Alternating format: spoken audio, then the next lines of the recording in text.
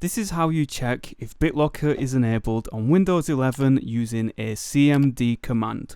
So first of all, click the search bar to the bottom of Windows and then type in CMD.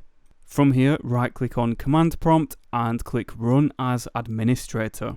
And then now type in this, manage-bde -status. I will put this in the video description, so you just have to click it. Now, when we press enter, what we are looking for is conversion status fully encrypted, as well as 100% percentage encrypted. And then if it says protection status, protection on, then it means that Bitlocker is turned on your computer. You can also see the key protectors. So for me, I have a TPM chip. This means that you don't have to type in the password every time. And if someone removes your hard drive from your computer, then they will have to type in the recovery code to get in. And of course, the numerical password is logging in on the desktop.